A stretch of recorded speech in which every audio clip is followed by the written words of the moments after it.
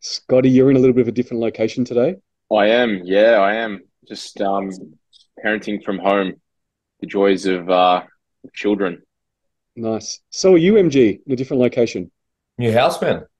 Well done, man. That's awesome. Yeah. Eve and I moved into a new place, which for anyone who's listening who knows has been through a move recently, fuck, moving sucks, man. Oh, It's the worst. When you told me you're doing it, I was like, God, I'm glad that's you and not me. I don't miss those days. It's so stressful. But it's I think it's equally hard when you work the amount of hours we work, where you know that like you do say the morning shift, you know you got a block in the afternoon and you can't be productive when you've only got 2 hour blocks to do things. You want to go hard for 5 or 6 hours straight. yeah. hmm You know, run in the business we have, it's just almost impossible to do. So I reckon I did 100 trips back and forth, man, just like collecting whatever I could. Luckily, it was only from Rosanna to Greensboro, so it's not like it's super super far. Yeah. But we're settled, we love it, and I did another thing, man. You probably haven't seen my check-in yet, Scott, but I train at Iron Kingdom, right? hmm Hmm. The other day, the power was out, so there was a Yeah. sign on the door. It's like your power's been shut off. There's something, there's power pole's gone down or something. Power's out, and then they sent an email out to all the members like it's not going to be on until tomorrow. So I'm like, all right, cool. So because I moved in here now, I went to Doherty's in Thomastown, Derrimut in Thomastown, Oh, wow. Okay. Yeah. which took me 8 minutes from my new house. Hmm. And I loved it so much. I fucking signed up on the spot, bro. They had a special, $213 for 12 months up front. So Wow. Jesus, that's cheap, isn't it? What's that like? $5 a week or something? $4 a week, bro. And you got to see some of the pieces they've got there, man. I wrote in my check-in card, like, because I'm due for my new block. I'm like, can I put this? Can I put this? Can I put this? Can I put this? Can I put this? But they've got Oh like, no, I will have already written it too. Fuck, that's all right. I'll go back and have a look. yeah, It's cool. they've got Techno Gym, Hammer Strength Pre-Core, Hmm. and Cybex, like, Awesome. Oh wow. and they've got, a lot of like really, really good chest and shoulder pieces. Hmm. And I did train there yesterday, and I honestly, man, I just felt like I had, sometimes it's just the novelty as well, but I really walked out feeling like I had the best session in terms of like my muscle connection. I could have trained for another 2 days. That's So do awesome. you reckon that's going to be a new home court? 100%. hmm Wow. Yeah. I know Derrimut's pretty much revamped every single one of their locations now in Crazy, Victoria. man. Yeah. Is Crazy. it And was Scotty, it you know what I was going to say, man? is it Because from busy? your house, it's not far either, right? Because I'm near you. I'm 5 minutes from your house now. Yeah, It took me 8 or 9 minutes from my door. So we've got to go down just there. on the ring road or No. So Grimshaw Street, all the way. Yeah, yeah, and all the way then to the end turn of it, right. turn right, and then you just literally turn left and you're on the street it's on. I think is it Victoria Road or Victoria Parade or whatever it is? And it's on Victoria that, Road, yeah. man, insane. Let's do a session. I'm up for it. And so it wasn't packed because it's a huge premises. Yeah, well, I went at 11 in the morning. It was mint. I didn't have to wait for That's anything. well, that's perfect. That's when I would normally train anyway. I went at 11. So if anyone who's listening trains there, you're going to see me come up and say hi. But I'm pumped, man. It's like it like gives you like a new lease, doesn't it? I'm like already today. hmm I'm like I can't wait to get there. That's And awesome. hmm it's good because that's where Cole, who works for me, that's where he trains as well. So I can make it work that we can finish work and go down there and train and good, man. I'm excited. That's awesome. Yeah, I that's think awesome. one of the questions that we did got, and you just touched on it, MG, was how do we fit everything in? One of the questions was, how do you three manage all your busy schedules? I'm a PT and I feel tired all the time, but you guys seem to be doing everything much more in your schedules. How do you fit it all in? That's a good question. I'll start by saying this. I don't feel like I'm in control 24/7. Hmm. So like as much as like when you hear us talk or we present on everything that we're doing or we talk about the things that we're doing in our days, a lot of the time I do feel stressed, rushed, and like I need more hours because no one really sits there and talks about, you know, the little things that happen where I had to squeeze my session into 75 minutes instead of 2 hours. Hmm. I didn't have enough time to do that check-in. I had to do it at night at 9 o'clock. It's just not so. But these are the things that happen. Equally, scheduling's the number one thing, right? Planning out. The best thing that I did, I think I mentioned this like many episodes ago, was like I mapped out my whole week, all of my face-to-face sessions. I put my training sessions into my calendar. Hmm. I put all the A and B stuff. So I put like 3 hours a week for A and B. I put 2 hours a week for the clothing brand. And then I tried to pencil in some like me and Meave time as well. And I know that might sound silly, like you got to pencil in time to spend with your wife, but otherwise it's sometimes these things don't happen. Doesn't happen. Yeah, scheduling is like the biggest tip that I could give you. And that whole exercise, I think it took me like, and Meave initiated that. It was like Meave saying to me, if you don't do this, you're never going to get on top of things. It took us like 4 or 5 hours to get the whole thing, but it was so important. And yes, sometimes things change, right? You switch a session out, or you think you're going to train at that time and it just doesn't work because someone walks in the gym and wants to have a chat about things and you have to push things back. But if you've got a general idea of how your whole week is going to pan out, and I imagine, Scotty, for you with kids, it's even harder, right? It's like you got to fit kids in there as well. So that's where I've got a little bit more flexibility. But I think having multiple businesses keeps you a little bit more accountable to scheduling. I don't have the ability to fly by the seat of my pants. And believe me, I would love to fly by the seat of my pants. I love just, taking things as they come. But if I do that, things just get out of control too quickly. So I would just say to you that make sure that you schedule equally. I think they said you're a PT, right? Yeah, they were a PT, yep. So you're probably getting up really, really early and feeling tired in the job that we do is just something that is kind of part of it, right? If you're doing face-to-face sessions and you're getting up super early to do a 5 a.m. or a 5:30 or a 6 a.m. client, there's going to be plenty of times you feel tired. What I would say to you is think about how you can, if you can't get all your clients blocked where you have them back to back to back, which is just not possible all the time, think about how you can utilize your gaps to potentially tick off some things that need to be done. So can I train in this gap? Can I meal prep in this gap? Can I, do I have admin stuff I need to do in this gap? So just try and utilize your breaks better. Don't just sit on a bench or sit on a treadmill or sit around waiting for that next person. There's 4 or 5 hours a week in between gaps that you could use to be so much more productive. And that could be, the time that you come up with that next idea that grows your business. That could be the time that you come up with your next 8-week challenge or your next initiative to get new clients. So just use your break periods more effectively. That's the best piece of advice I could probably give. Yeah, I think you nailed it, bro. Like having a structure and a routine and being planned and prepared for the week makes all the difference. It honestly does. And also too is time boxing things and being aware of what your distractions are and try not to fall in that rabbit hole. Because, with social media these days, people can spend hours on Instagram and TikTok and all that kind of stuff. And I make sure that I won't jump on my socials to do some work until I know I actually have time to do it. Because you might be like, oh, I got a minute. And then you'll start, all of a sudden, time gets away from you. So sometimes being really disciplined in how you utilize your time and actually sticking to it is going to be really, really important. Yeah, well said. Yep. And we work hard. Like we put a lot of hours in. Like it's not a 9 to 5 at all. It's not 38-hour week at all, not even close. Yeah.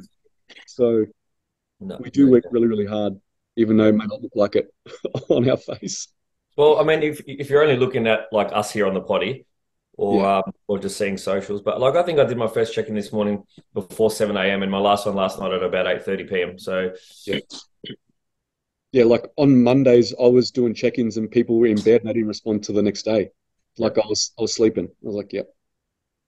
So we do some long hours sometimes. But what I wanted to move on to and what we kind of ended on last week was education. Because one of the biggest questions that we've been getting recently, not only through the potty, but just on the potty through the like private messages on the IG page, but just to myself and even to you boys, is education for coaches. Yeah.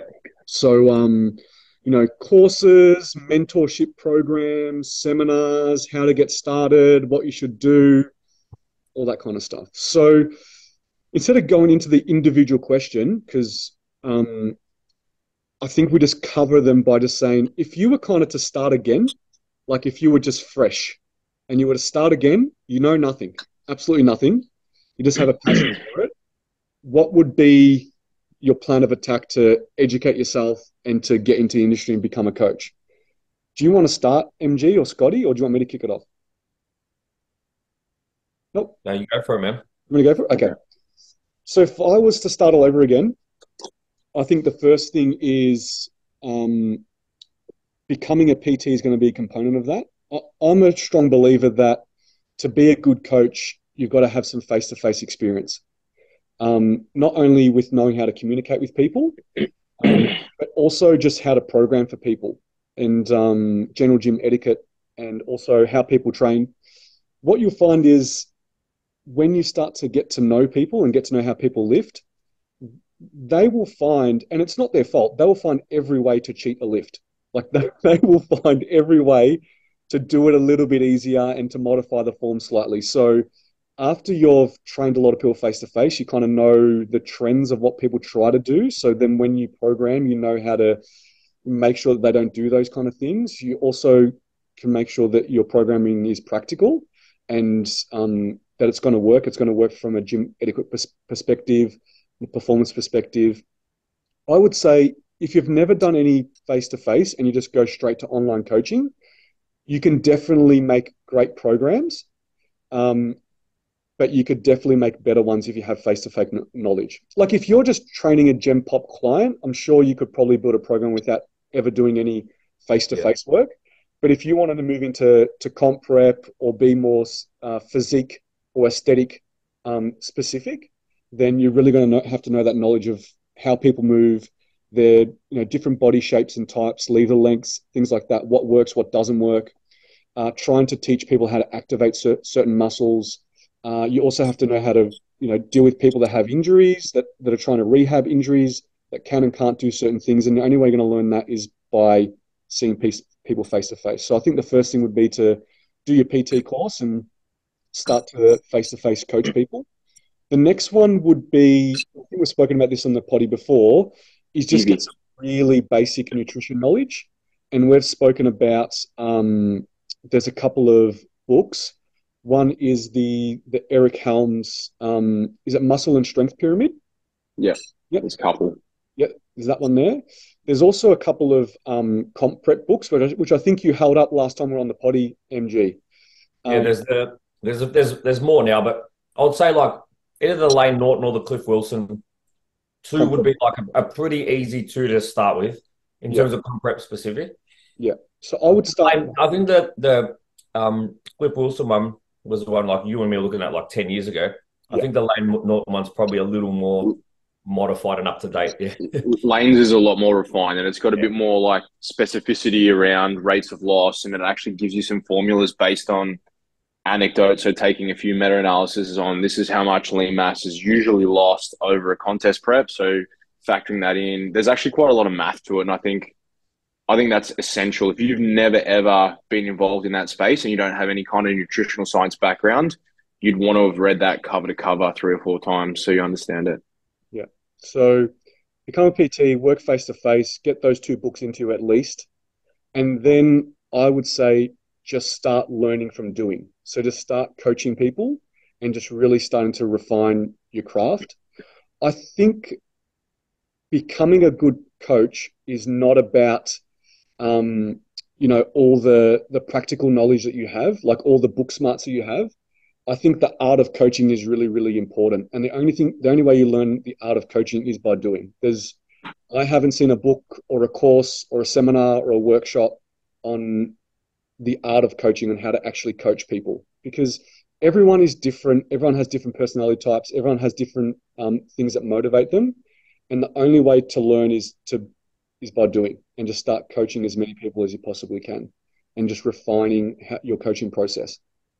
I think the next thing is, when we first started, there was no social media, there was no YouTube, there wasn't a lot of information. So back then I learned by forums and also a lot of articles, because back then like websites were big and articles were really, really big. So just reading a hell of a lot and trying to find the commonalities between what people were doing. Now, there's so much information out there now. I wish I started again, because I reckon I could level up a lot quicker than what I did back then, because there's so much information now. Obviously, there's a lot more crap to cipher through, but what you really got to be good at is reading a lot of information or digesting a lot of information, seeing the commonalities between them all, and then just throwing away all the outliers and the rest of the bullshit.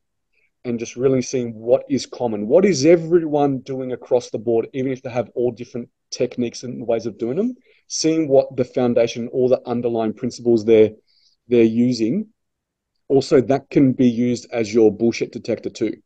Like if someone's telling you that tempo is the most important thing with training, but they don't consider exercise selection or volume, and you're like, okay, this guy doesn't pass my bullshit detector. Like if he's not considering the foundation first, I'm not going to listen to them talking about tempo crap at the moment. So it's also like people talking about supplementation, but they don't talk about how you should be tracking your food. So there's obviously like a pyramid and things that a pyramid of importance. So that's also another way to have like a bit of a bullshit detector and to know what is really, really important, what really, really matters. And then I think one of the biggest things is going back to just coaching and just knowing how to coach people. I think being a really, really good coach, I don't want this to come across in a bad way, but you've got to be mentally stable, because you are basically putting out fires and problem solving every single day. And it can really affect you emotionally, and it can throw you off course if you're not stable, if you're not patient, and if you're not level-headed. Yep. Because you can get flustered very, very easy when 1,000 things are coming at you at once and they're all problems that you need to solve. And some of these problems might be more mental and emotional problems that you need to solve for people. And if you're not stable within yourself and you can't tackle things with a level head, then it may affect the art of coaching and how to help those people. So you might be really, really good at your book smarts, but if you can't coach people through tough situations, you're not going to be able to be the best coach you can possibly be. I'll give you an example of that. Let's say you're someone you've done a comp, you love the gym, you think you think you want to jump over and switch to be a PT because you love training so much. But you go to like a family function or a barbecue, and the first person that tells you about how shit their week has been does your head in. Imagine doing that 5, 10, 15 times a week. So you actually have to think about the psychology of it as like, am I going to be able to, counsel multiple people through tough situations towards a bigger goal? So I think you need to think about not just your love for the gym and your love for training, because loving training yourself is one thing, but being able to coach others through tough situations is a completely different ballgame. Yeah, it's really hard. Like, how many times have you probably heard MG and Scotty? They're like, I don't know how you do this. I don't know how you deal with all this. I've got no idea. And people can tell if they know us really, really well, we're pretty level-headed. Like we're pretty stable upstairs, right? So it makes the biggest difference, honestly. It does make the biggest difference. What do you think, Scotty? Because I know you have a lot of knowledge about the education component of it. What do you think?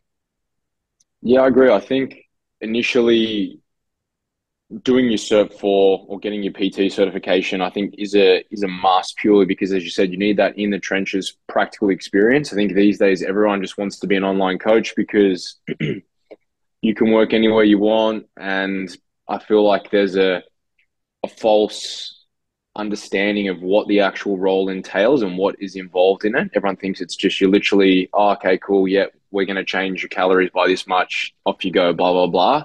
Versus if you have a proper system and you cipher through it, there's actually quite a lot that goes into it. Like with you guys, before I even process a check-in, there's a minimum, anywhere, it depends on the individual, but there could be anywhere from 10 to 15 to 20 minutes of analysis. I make my notes and then I go to the next person. Then when I actually process the check-in, I literally click on each person's file that I have in my iPad and I go through the notes that I've already made. So it's not just like, okay, open it, bang, check-in 1, check-in 2, check-in 3. So there's a process that goes, and again, it's really important to have that in the trenches, practical application. So I think that's a must. I think if you're talking about manipulating someone's nutrition, if you don't understand the basic fundamentals, then you shouldn't be in a position of power to be able to do that, because especially if you're working with, not to just say that it's just females, but typically I've found in my experience, there's probably a lot more females that fall victim to perhaps misguidance in terms of nutrition, poor nutrition, under eating, which has lots of influences from, amenorrhea, all those different bits and pieces, as well as the psychological baggage that comes with it. So it's really important that if you're in that position of power, that you actually understand what you're doing. At the end of the day, if you don't know what you're doing, then you shouldn't be doing it. So I think having some basics around the nutritional principles is very important, whether it's via doing your own research, literature, watching online. YouTube's huge now. Back then, it never used to be.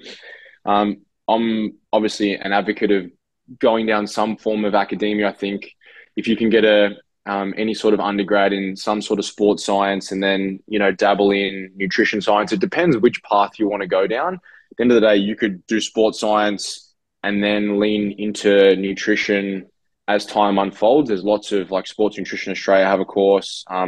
My undergrad was sport and exercise science. It's only now that my master's is taking me towards sport and exercise nutrition.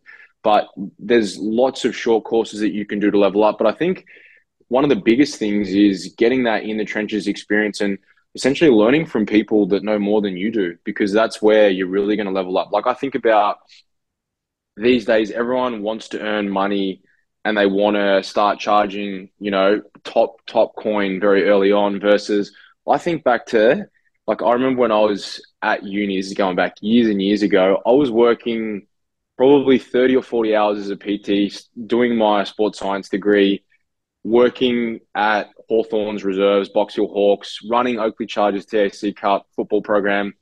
And I was doing at least 25 hours a week, which was voluntary. My Saturdays were with the VFL teams, literally just so that I could be exposed to professional athletes, learning from the best strength and conditioning guys. And that wasn't ever a day where I would be complaining, because it's I'm getting real life invaluable experience. And it was all of that experience that led me to get my first university lecturing position at the age of 23, 24, which most people don't get. So it's you have to be willing to pay your dues. And I think these days, a younger generation probably don't have that same respect for the process. All of us have paid our dues. We've done our time, and you need to have that experience before you can go down that path. Everyone, when they first start online coaching, wants to work with physique competitors, and they probably look in and be like, I want to do what you guys do. But they don't see all of the hundreds of Gen Pop hours, thousands even, that we obviously facilitated and took part in. So I think you've got to do your time, and the more that you can volunteer and get real life in the trenches experience, the better as a coach that you're going to be, because the art of coaching it's not something that you just have instantly. It's something that you acquire over time. And again, you're just constantly evolving and learning. The way that I coach and the way that you boys coach would be very, very different now than I'm guessing if you were to go back 18 months or 2 years or 3 years. Even the way I coach now is different to how I would coach last year, because what I know now is different to what I knew last year. And not just from a science perspective, and equally, I'm sure you guys are the same, but just from working with different types of people, being able to have experiences, some good, some bad, and then constantly having that reflection. And I'm a big advocate of reflecting on experiences and reflective practice. Some people think it's airy-fairy, but I think that's how you really learn from, analyzing yourself, and that's how you'll constantly evolve. Yeah. I think we've only become better coaches because we've done more coaching.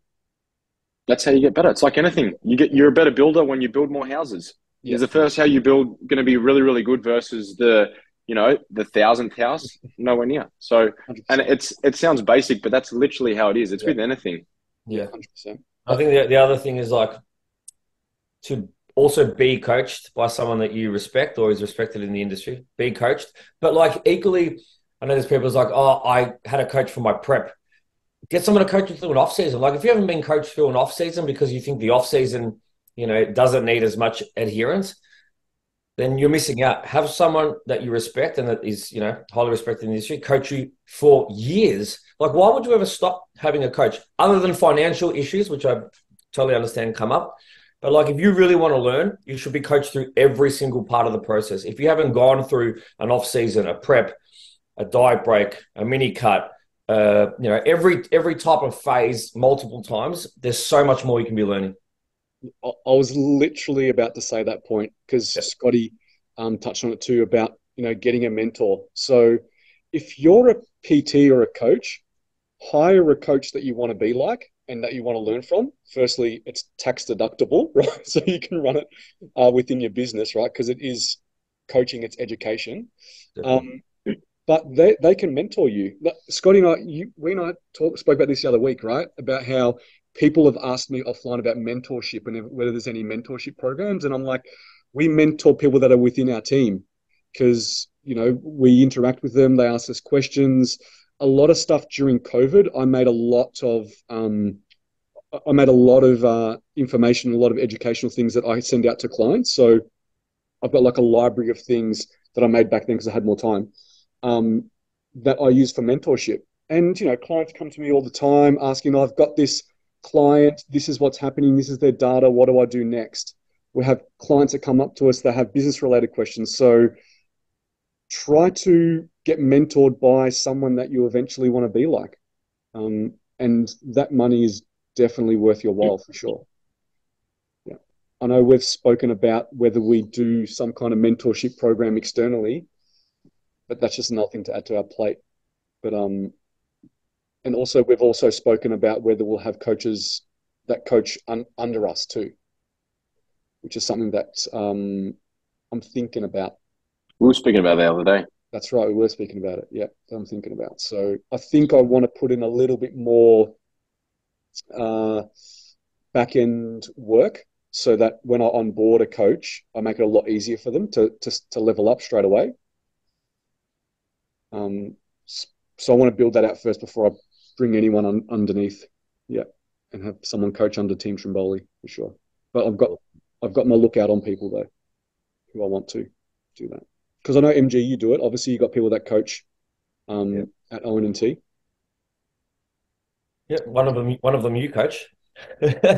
Yes, I do actually. Yeah, I coach them and they coach for me. So it's a big revolving door. And obviously, I got Cole too, right? And he's amazing. Just this morning at because we have a staff meeting every 2 weeks, and we make one person in the team every fortnight present for an hour on something relative to the industry. So, you've got to go in, you've got to read some literature, and you've got to give an analysis of something. For example, this morning, Cole gave us a rundown on reverse diets versus recovery diets. Oh, cool.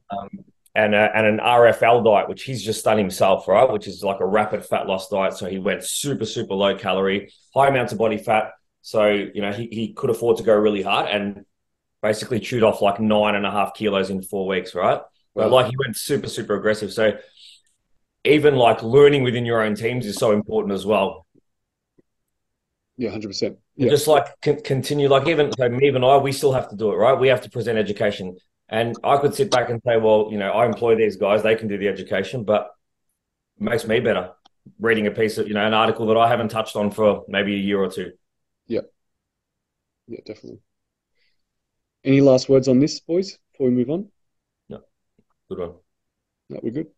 All right. Where do I apply for the Team Trimboli position? Where's the link going to be? Hey, boys, we can do it all three together and just have one big coaching. We've already got a company, so we could. Yeah, we can. Discussion for another time. Discussion for another time. That'd be an awesome goal, though. That would be an amazing goal. Yeah. Completely off topic. Is there anyone who's watching notice I've been eating the whole podcast so far? Yeah. What are you eating? Popcorn? Can I just say how bang for you? That was 20 grams of popcorn. I've been eating for 30 minutes. And it was. I think if you punch it in, it's about 89 calories or something. Is it flavored? It's just salty. Salty. Okay. I do like the slightly sweet, the green one. Slightly sweet and salty, the cobs. Oh, yeah. Cobs? We're talking about cobs? Cobs, yeah. Cobs. Okay, cool. I'm just going to get down a list and we'll just keep going, all right? So, have you boys ever coached a vegan or a vegetarian for comp? Do they put muscle on slower? And are there any disadvantages? Do you boys have vegans or vegetarians in the team at the moment? I know I do. Yeah. Mm-hmm. Yeah. Anything you would do differently for those guys? Just be more considerate about their protein sources because they're obviously not consuming complete protein sources. So it's normally mixed blends, so they are getting the complete amino acid profile. And typically they're usually going to consume a little bit more of a high carbohydrate diet, but um, it's fine as long as you can.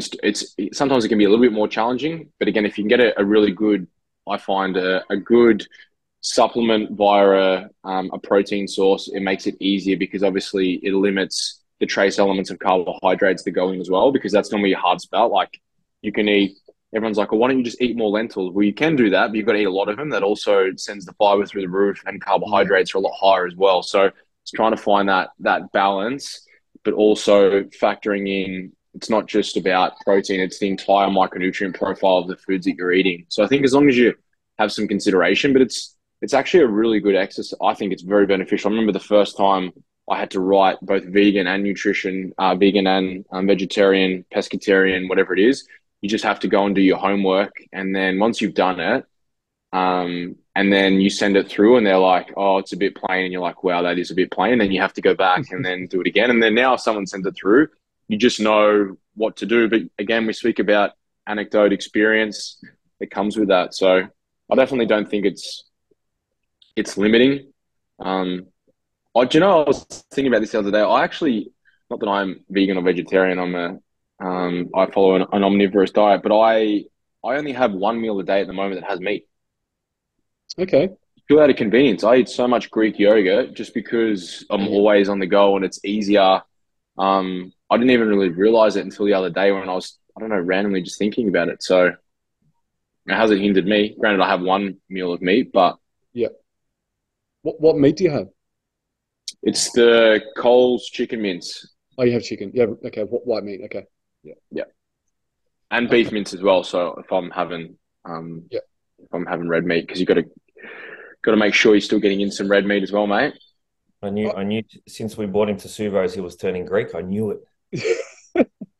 I actually haven't had white meat in a long time. I've just had kangaroo. You're a kangaroo. I Yeah. had kangaroo all through prep, and I never stopped. Do you have mince?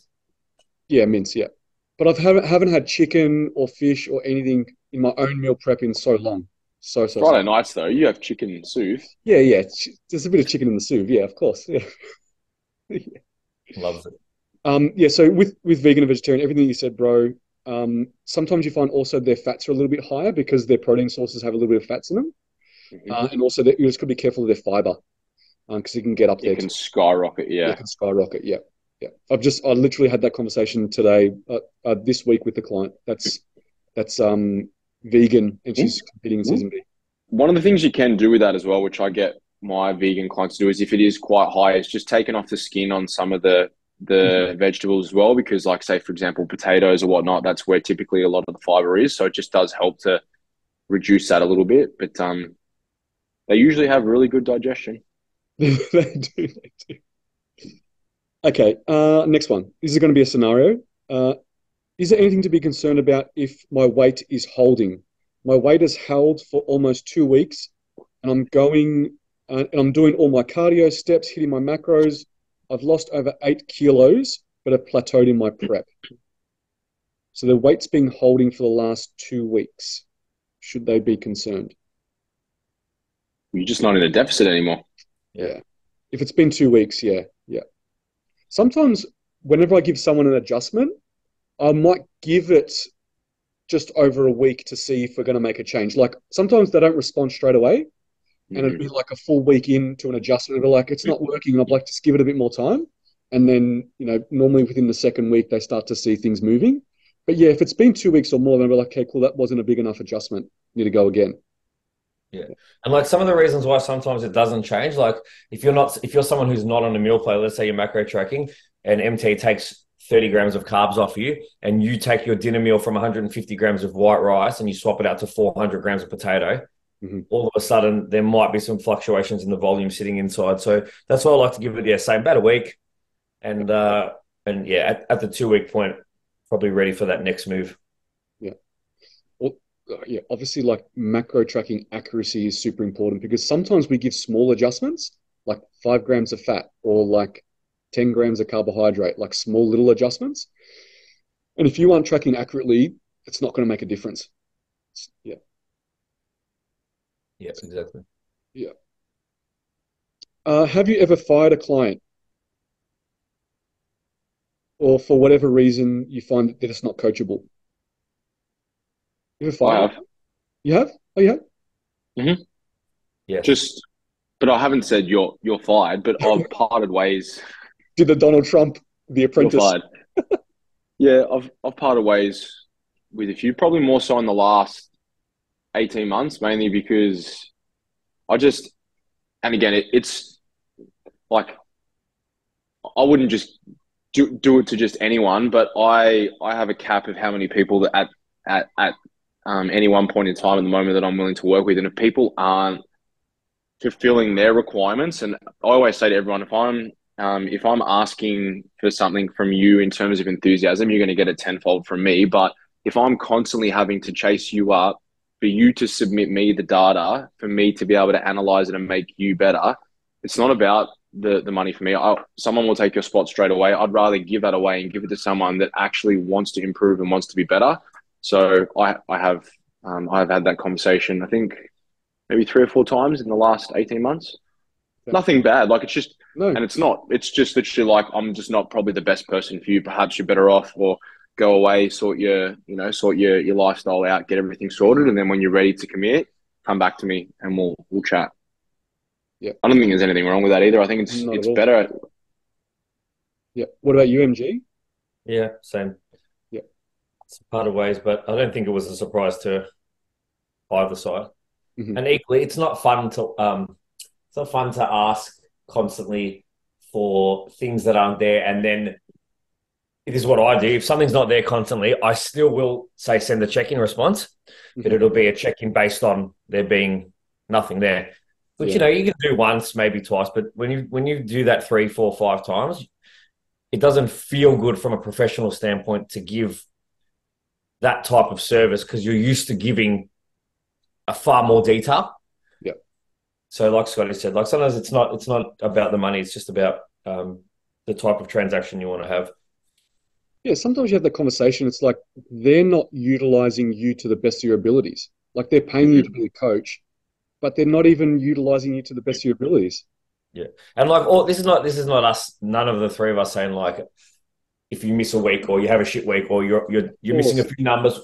Hey, I've done that. We've all done that. It's not that. It's just about like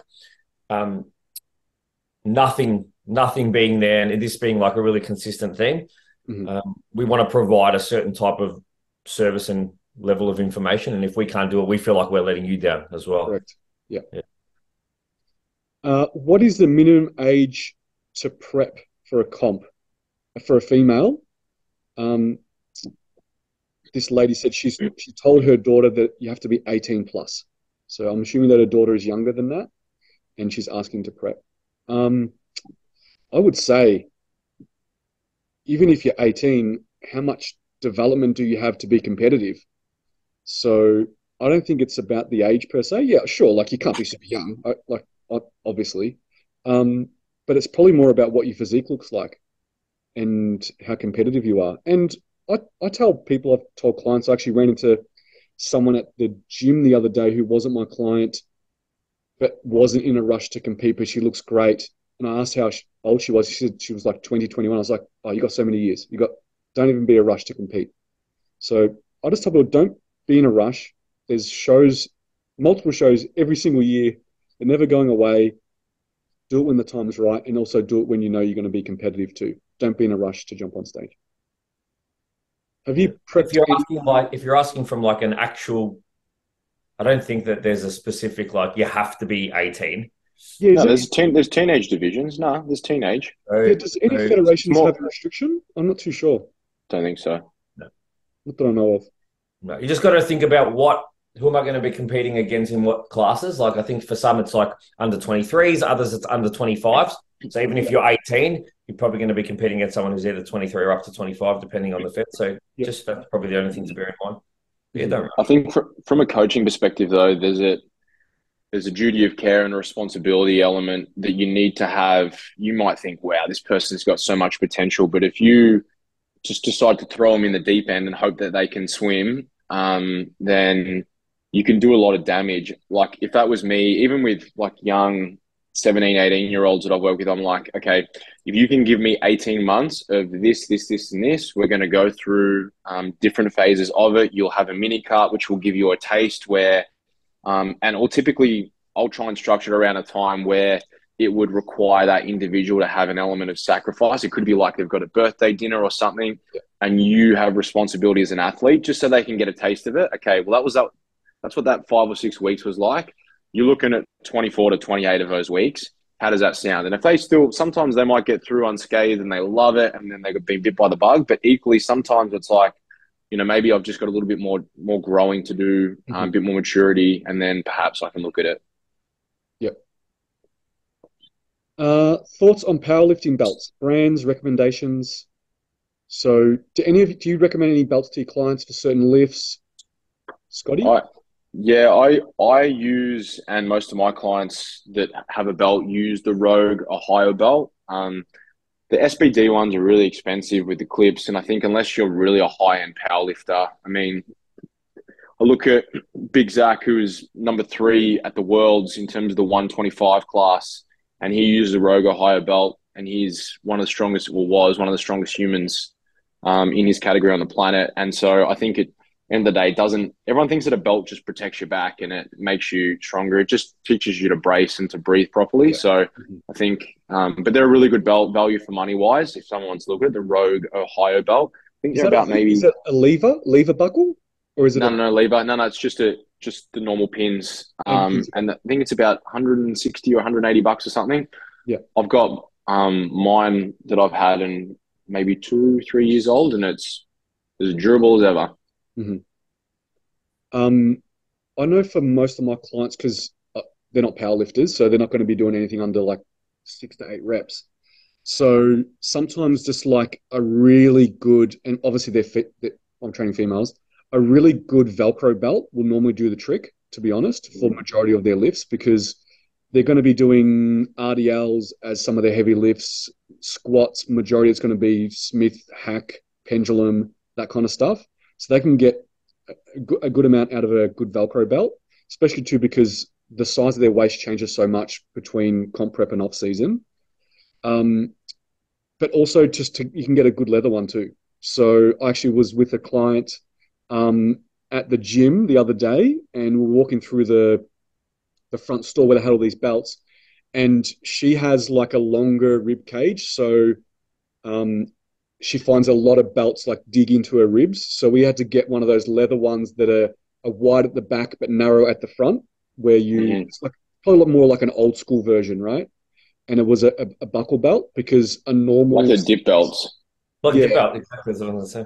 Yeah, like a normal size belt that goes all the way around one thickness, it just was interfering with her ribs.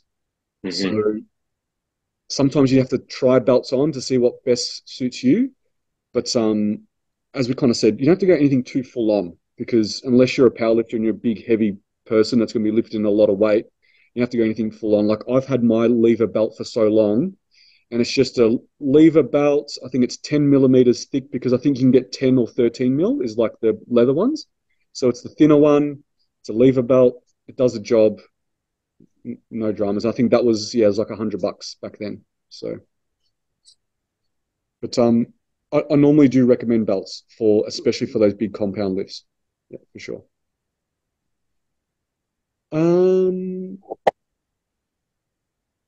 How do you know you are ready to compete in an untested Fed when you're natural? I think we've covered this one before, but it depends on the division you're going to compete in, and knowing yourself and looking at your physique in comparison to theirs, and then having an honest assessment to see whether you're going to be competitive or not. Because if we talk about females, say in like the lower division, so bikini division, in an untested federation can definitely be achieved naturally. But if you're going to put a female in figure untested or physique untested, naturally is going to be very difficult, very, very difficult. And the same with the guys, right? At the lower divisions, men's physique, potentially natural is perfectly fine, like Scotty. But if you're going to move up into bodybuilding, untested, to do that naturally, it's going to be very difficult too. Anything else on that, boys? No, go to a show, have a look at the division that you want to see what they look like, see how you think you would match up in terms of muscularity, and have a coach who is willing to make the assessment for you, really. Yeah. And that coach should have been to a show and, knows the division well. Yeah.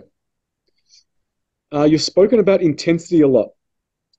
Who trains at the right intensity in your team or a friend? Who could I look at to see if my intensity is right? Is there anyone that you guys know that maybe posts on socials that trains with high intensity that you could be like, yeah, follow this person. This is the one to go to. Besides watching I've got some stories. great people with intensity in my team, but they're the ones that don't post a lot because I was literally about to say that. they're too busy training hard. But seriously, I just as you're rolling out, I'm thinking about who it is, and the ones that come to mind, they just don't post when they train. Yeah. Yeah. If you're in Melbourne and you want to have a session with one of these people, message me and I'll give you their details and you can try and hook up for a session. Yeah, 100%. So, okay, if there's no one to see, how do you know you're training at the right intensity? Like, if you were to watch someone, what would you be noticing if they were training at the right intensity? The color. What does their last rep look like? Yeah, color. Yeah. Is their rep cadence slowing down? Yeah. Are they visibly look like they're struggling? Now, even though we know some people that don't look like they're struggling, but they're training really hard. So there is some outliers, but I think rep speed is probably one of the ones you can look at. Now, when they're doing their squats, are the last couple slower than the first couple? Same with majority of the lifts, things like that. Range of motion. What happens to range of motion? Not just on leg exercise, even upper body ones. Like we've all sometimes fallen a little short on range. As they get close to the end of the set, are they doing that more often? Mm-hmm. Or are they like last rep, are they, taking more stretch, like right down to where they know it's going to be the hardest, but they want that maximum output? Yeah. But also look at what they're doing in the gym. People, are they doing things that you want to do and that you can't do? Are they willing to go to places that you're not willing to go? Like, you guys know I've spoken about this a little bit, and I put some stuff on my stories about how I think a lot of people in contest prep kind of check out mentally and become very fragile, and they excuse, subpar training performance because they're in a deficit and it's okay and I don't want to get injured and whatever, versus those that have the best physiques, like some of the biggest girls, the biggest guys, they're still pulling big numbers. They're refusing to give up ground, and they have that quality tissue on stage, which for me, like, you can look at someone on stage and be like, that person fucking trains hard. Yeah. Sorry, even that person trains hard. Yeah. So I think a picture in a lot of ways can tell a thousand stories or is 1,000 words. But equally, I think, like we just said, what the last few reps look like. Equally, someone might say to you, come on, one more rep. And they're like, no, there's still 3 more there. Mm-hmm. Like, that are willing to just go to that place. But I think you just need to be there in real time. You can just see it, versus the person that has 6 5-kilo plates on the barbell and is doing deadlifts and is making lots of noise. Like, we were at the gym at Stafford, and I was like, what is that noise? And I walked out, and it's some 18-year-old kid who's got like 6 10-kilo plates, whatever they were, on the bar. The bar's like completely maxed out, and he's dumping the bar on the ground. He's pulling like 140 kilos. Yeah.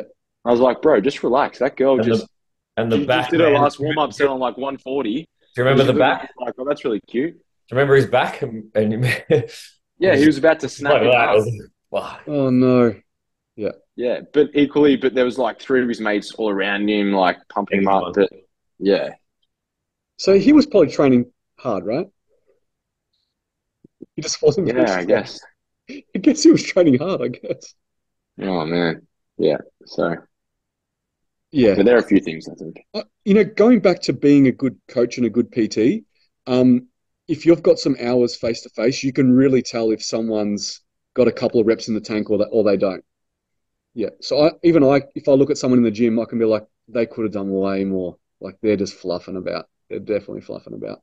Whereas there was a client in the gym today, and she was training, and I wasn't counting the numbers, but I was like, oh, she's only got one left for sure. Like I just could see how she was lifting, and then she stopped after I said in my head she's only got one left, and she stopped.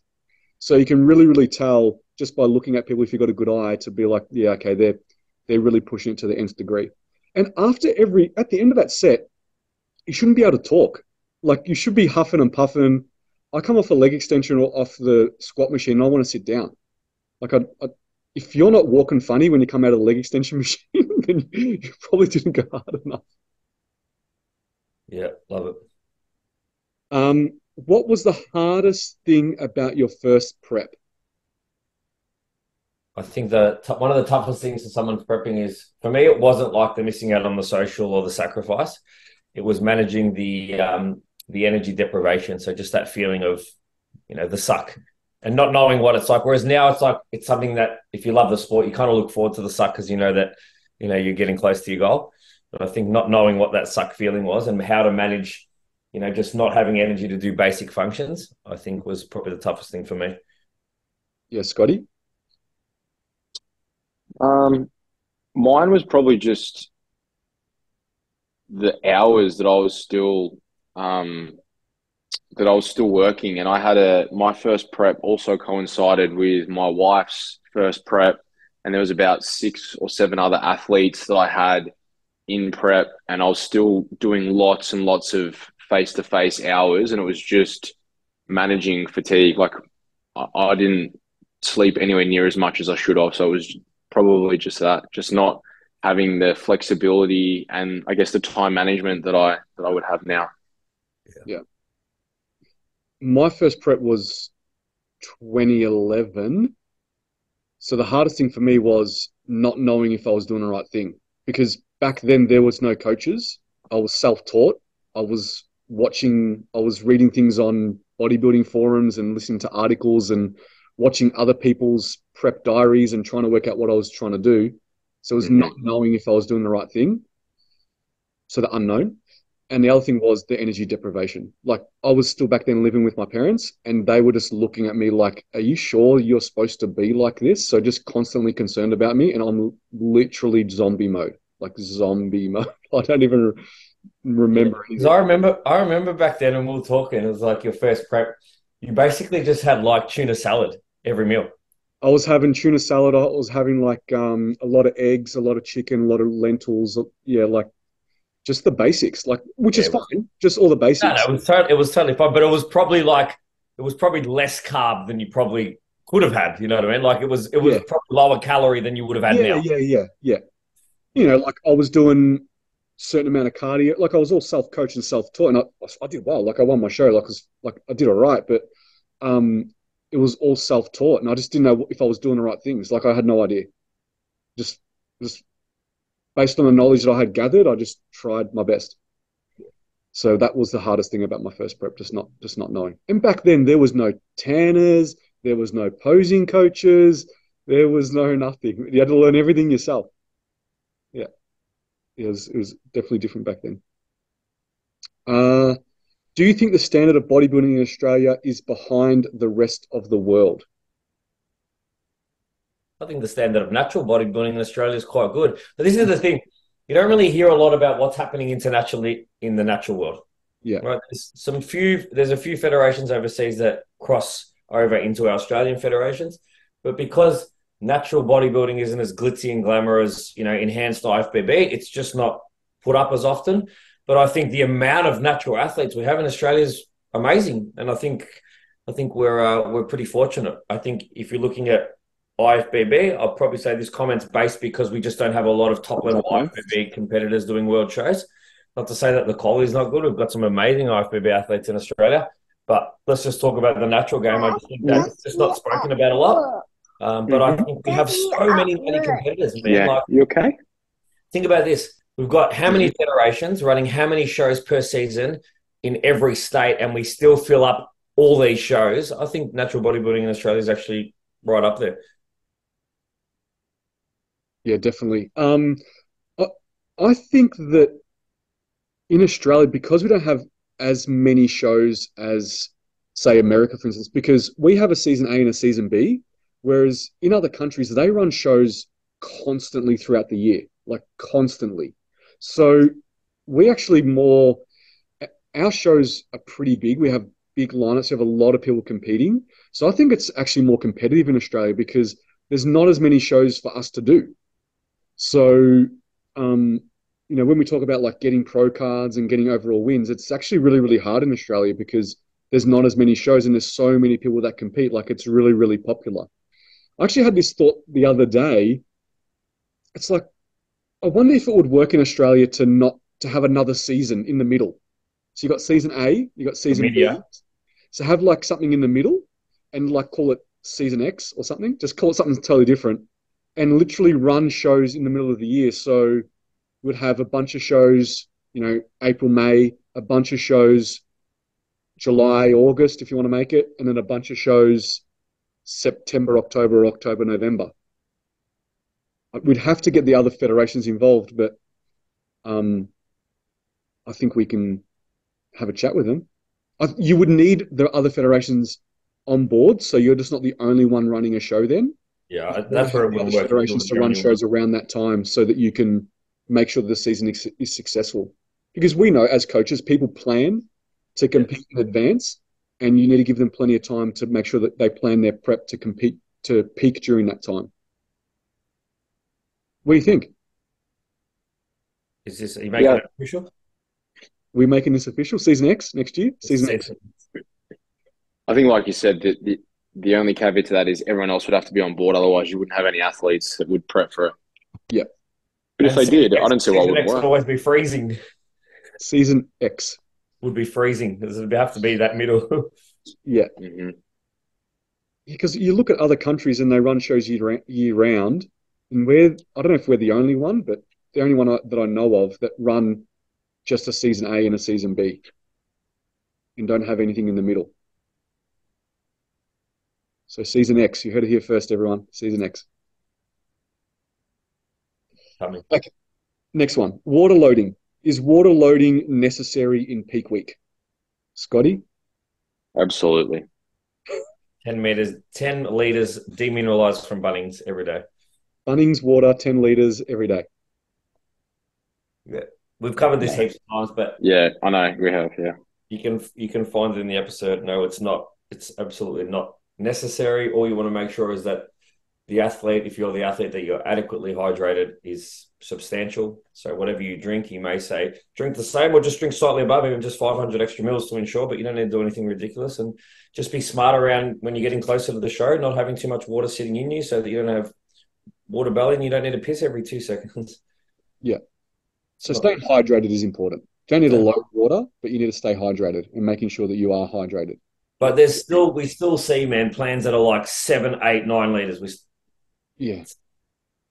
And all that does is just enhance the amount of fluid that leaves your body, but it also dilutes your blood sodium levels, which means that when it comes to trying to get a pump, when it comes to trying to optimally partition carbohydrate, you're not going to be able to do things as optimally as you could. At the end of the day, your body's smart. So if you're drinking that much water, you'll just stop excreting as much sodium, but equally you'll still dilute blood sodium levels and you could still become hyponatremic. So yeah, when it comes to electrolytes, when it comes to fluid, the biggest recommendation is just keep things exactly the same as they are. Yeah. If you look awesome on Wednesday, guess what? You'll look awesome on Saturday too. But you won't look awesome if you drink 9 liters of fluid because you're trying to get all of that extracellular fluid to leave your body. It won't, because all that you'll do is you'll take water from inside the cell and you'll pull it out and you'll stick it in that extracellular space. And you'll look flat and you'll look shit and you won't get a pump. So going to peak week hydrated, having your electrolyte balance correct, and just just keep it consistent.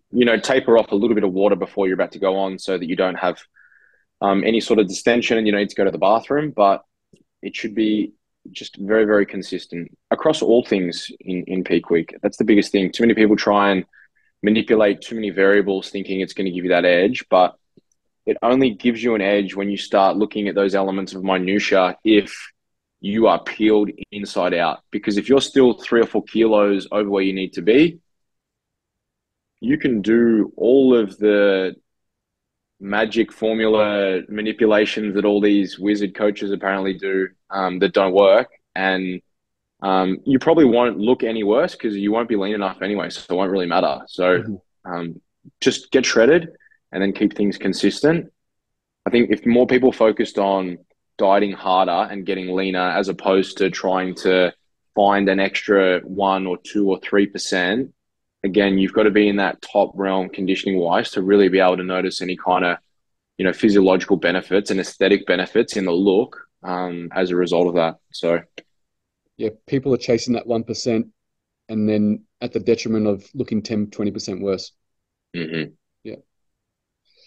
Okay. I train first thing in the morning, then go straight for a walk. I usually have a banana before the gym, but not anything else until I get home from my walk. Should I be trying to consume protein 30 minutes after my weight session, or it doesn't matter? So they're having a banana before they go to the gym in the morning. They train, then they go for a walk, and then when they get home, they start eating protein, food, that kind of stuff. Should they have some protein in and around training? Absolutely. Mm-hmm. Because if you're training fasted, firstly, how long has it been since your last protein feeding? So remember, obviously, we're thinking about that line of where we're breaking down amino acids versus when we're synthesizing them. So let's say that you go to bed at 10 o'clock, your last meal was at 8 p.m. or whenever it was. And then you wake up at 6, you train, then you go for a walk. You're not having a protein feeding for like 14 hours. How far below that line do you reckon you are? Bearing in mind that you're breaking down amino acids, so you're losing lean mass. Absolutely, you need to have a protein feeding. So it doesn't matter when you train, you always want to have a protein feeding because, again, as soon as we have that protein feeding, around a minimum of around 30 grams of a complete protein source, you're going to get that spike and that muscle protein synthetic response. And when you pair that with resistance training, you elongate that spike for a longer period of time.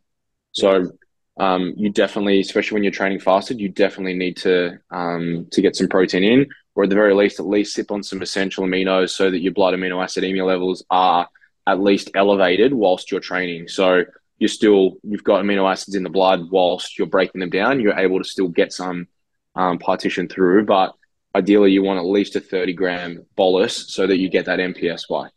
Yeah. So if they can consume a banana before they train, they should be able to digest the protein shake at least. That's the thing that I understand. I understand what that's like. If you ever have to do a session at 4 a.m., I've been there. I don't like having a lot of food, but I'll at least have 40 grams of whey isolate with like 200 mils of water. It's just like a thick drink in the end, but at least that way I know that it's in there, and within half an hour you'll go to the bathroom, like you'll have a pee, and then you won't feel anything in your stomach. You feel fine. I think that's easier and better sometimes rather than actually having to eat it. Like if you got to go and do a leg session, I wouldn't want a lot of food in my stomach. So I'd probably do what they're doing, a banana, maybe some rice cakes and honey, and then just some isolate, and then just sip on aminos whilst you're training if it's going to be a lengthier session. But you definitely don't want to go in fasted, especially first thing in the morning. Yeah. And then, so like in order of importance, it'd be protein before you train. If you can't do that for whatever reason, then it's BCAAs whilst you're training. And if you can't do that for whatever reason, then it should be at least protein after you're finished training. Mm-hmm. I think it would be more important to have that feeding prior to training because you're going to get a spike and then you're going to elongate that with the resistance training. So then when you're finished, ideally, this is the thing, just because there's some research to say that your total intake at the end of the day is all that matters, whereas those elements of minutia and meal timing doesn't. I don't necessarily agree with that. I think it is important to, like, why would you push it out further if you don't need to? Get that into you straight away. But equally, if you did that, that would be better for you to have a feeding before you train, as long as it's at least 30 grams. And let's say your weights goes for 90 minutes and then you go for a walk and then you have your protein meal. That would be superior than waking up, training fasted, having your banana, going for a walk, and then having a protein feeding. Yeah. On that topic, because I actually had this discussion with a client does the exact same thing and asked me a very similar question. Carbohydrates. So, you know how we've discussed it, Scotty, obviously, and us three have probably discussed it about having more of your carbohydrate, in and around your training. And that same client asked that question or wanted to understand the carbohydrate split for the day. If they had 5 meals and they trained in the morning, how should they split their carbohydrates throughout the day? And I basically said to them, you want to have more carbohydrate closer to your training window. And then if they are training so early in the morning, you can also have your last meal of the day also be higher in carbohydrates. So it'll be a lot, majority of your carbohydrate around your training. So maybe the first meal or two around that time. Then as you move into lunch, afternoon, snacks, that kind of stuff, lower in carbohydrate. And then your last meal at the end of the day to be higher in carbohydrate again. So that stores for your early morning training session. So yeah, we can also talk about that too. I don't know if MG, if you want to cover that, or Scotty, you want to cover that about, where you would situate your carbohydrates and your amount of carbohydrates and how you'd split that up within your meals, whether you're morning training or night training. Yeah, I've actually got a calculator that we've created that literally does it all for you. So like you punch in whatever your macros are, you punch in whether you're a morning, afternoon, or nighttime trainer, and it'll literally split 4 or 5 or 6 meals, whatever you type in, into the ideal split. And all the calculator basically does is divides carbohydrate to put the most amount in your pre and post workout meals and the least amount of fat in those meals, and then splits fat across the rest of them. So I think that's really what it is, just thinking about, okay, when am I going to train and when do I want the most amount of carbohydrate intake? And again, it's going to be different for everyone based on like what time you train and how early. So for me to sit here and say, let's say you're eating 400 grams of carb for the day, that you should put in 90 pre and then 100 post when it's only going to be 5:30 a.m. at that time. And that's to be specific to the individual. But, the strategy is the same. It's optimize it pre or post. And then the other thing to think about too is, like, let's say you're going through a growth phase and you're incrementally adding carbohydrates in across, 2, 3, 4, 5 weeks. I just throw that exact amount. Let's say it's 20. Let's say Scotty bumps me by 25 grams. It only goes into either pre or post workout. So those 2 meals just get bigger. Yeah. Or intra. Yeah. Yeah. Or intra. Yeah. Or intra. Yeah. But don't utilize it anywhere else. And that's why, in off-season, we use things more like cordials, because it was something that I could have easily during training. Yeah. If you're not in a surplus phase though, and if you are dieting, then in terms of utilizing the substrate optimally, I think meal timing and macronutrient distribution is important, especially and equally when you're trying to peak someone as well. Like that was something, MT, that we've obviously spoken about. And again, knowing where that threshold is in terms of how much carbohydrate you can actually onboard and partition, per unit of carbohydrate per unit of time. So like typically as a rough estimate, around 60 grams per hour. For girls, depending if they're a bit bigger, they might be able to tolerate a bit more. For guys, you're normally looking at around about 80. And again, utilizing those 2 different transporters between like glucose and then fructose, or having a mixed blend like sucrose. But then there's some people that usually consume, like I would put myself in that bracket. In my improvement season, if I'm eating 850 grams of carbohydrate, I know that I can push in 100 grams of carbohydrate and I can partition that and deposit it, no issues at all. Whereas if I gave that to someone whose food is only normally, or their carbs might only max out at like say 450, then the likelihood of them being able to take on 100 or 110 is probably not going to be as good as, say, if I was to give them 70 or 80. So everyone is different, and everyone's ability to be able to utilize certain substrate, it's obviously going to be bespoke to the individual, as we're all different. But I think if you go off those sort of guidelines, and bearing in mind that you need to think about food, not everyone, especially in a society where we're all focused on, if it fits your macros, I have a donut as my pre-workout meal. If you're looking at food like that, I think you're missing the picture. Versus when I think about your macronutrient split, I'm thinking about which substrate am I trying to utilize during this specific time point. So if I'm training at say 11 o'clock, I want to have 2 meals in me. If let's say for easy maths, that my carbohydrate intake is 300 grams for the day, right?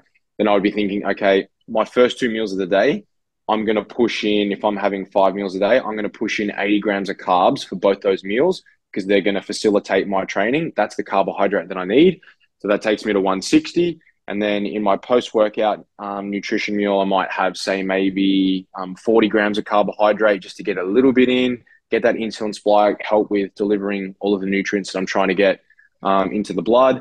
And then that takes me to 200 grams. And now I've got 50 grams or whatever it might be. I've got 50 and 50, or if I'm having 6 meals, and I'd space them out accordingly. And they're typically going to be more fibrous types of carbohydrates, so that I'm getting my vitamins, my minerals, and I'm meeting the micronutrient demands, versus the first few meals are going to be fast acting carbohydrates that I know are going to be there. They're going to be in the blood really quickly so I can utilize them when I need them. So I think if you have that view of what is my total pool of food that I have and how can I best distribute that, you'll notice that digestion wise, it makes such a big difference. Like, that's one of the first things that I notice when I take someone from flexible dieting and just using my Fitness Pal and auto-regulating on the fly versus eating something that's periodized and it is very systematic in terms of what they're eating and when they're eating it. The first thing that they're like, oh my God, my stomach feels so much flatter. I'm going to the bathroom consistently. You know, you start to notice all of these other things that perhaps are overlooked by the donut pre-workout crowd that like to just, have something that looks cool on Instagram. Consistency is not all that sexy for most people, but again, I think there's something to be said for that. So I think meal timing and distribution is very important. Yeah, I think you touched on a couple of things there about lower, your fats are lower in those meals too, leading up until training. Also, is also important. And because you need to be mindful of, if you're consuming a meal that has a lot of fat with your pre-workout meal, you're delaying gastric emptying. So again, the whole point of that substrate is you want to get it into the blood so you can utilize it, versus if it's taking a long time to digest, then you've kind of wasted. You're not utilizing that carbohydrate as you could. And equally the same with fiber. Yeah, lower fiber, lower fat on those meals for sure. Another thing you mentioned about how much carbohydrate to have per meal, like a max value. So I know back then you've mentioned the podcast so many times, like 1 gram of carbs per kilo of body weight. So I know some people, I think someone the other day asked, can I have 100 grams of carbs in a meal? And I'm like, you only weigh 60 kilos. Probably would. So that would be a lot. Yeah. Yeah, I probably wouldn't be doing that. Like, I probably would maybe split it up to 60-60 or 60-40, maybe 2 meals. So being mindful of like not overdoing it in just one meal based on how big you are as a person. And that's one of the most challenging things, I think, especially for a lot of athletes that have to push a lot of food in the improvement season, is in an ideal world, if you're a full-time bodybuilder and you're eating 800 grams of carbs a day, if that was me, I would rather do 8 meals and just do basic meals like cream of rice, isolate, because you don't do that. And so you do have meals where you're having to have 140 back to back. And that's when you start to notice the sluggishness, because digestive wise, granted, it's not practical when you do the hours that we do to be able to have 8 meals and everything's perfect. If you're a professional athlete and that's your job, for sure, you could do that. But the person that still has to go to work, it's not realistic. So it's not always going to be as easy as that. But that's why I think when you're in contest prep, when your values are a little bit lower, it definitely is a lot easier to meet those requirements. And that's why you notice in prep, my digestion so much better. It's because you're doing things so much more optimally. Yeah. Like we're obviously trying to teach people like the best and the gold standard and what you really want to try to utilize and achieve. But sometimes we understand that people aren't always able to do that every single day based on life and their routine and schedule. But at least we're telling you what you want to try to work towards. Yeah. All right, boys. That's pretty much about it. There was one about inner circle. Oh, it's actually not a question. This is a comment. Inner circle. You have been talking about this. The fact you've been talking about this has helped me recently, and I really appreciate it. Mine has evolved because of you guys, so thank you.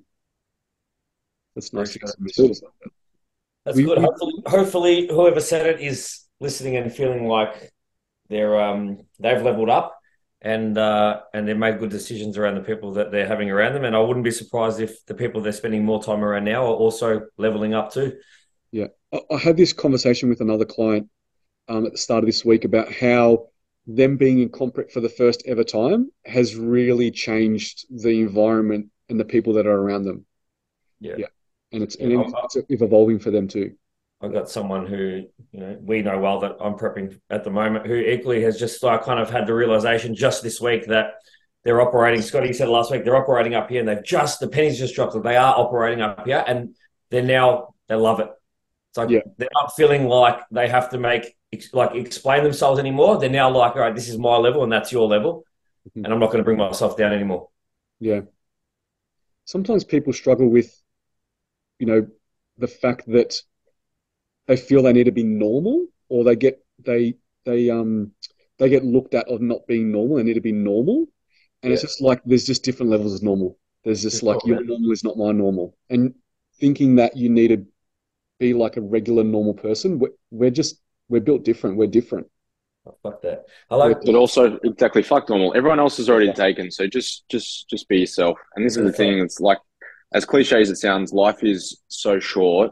Why would you want to? I think that's the most liberating feeling, when you can break free of that whole, I need to be like this and I need to do that. Like, do you, and those that matter won't mind, and those that mind don't matter. And that's as easy as you can put it, in terms of being cutthroat, and you just get the red pen out and just draw a line through them. Yeah. Well, they say nobody loves a go-getter except for other go-getters. Always be the go-getter, man. Yeah. Surround yourself with good people that support you and either level you up or try to push you to level up. It's really, really important. All right, boys, we'll leave it there. Finish. Yeah, good. We'll chat to you all soon.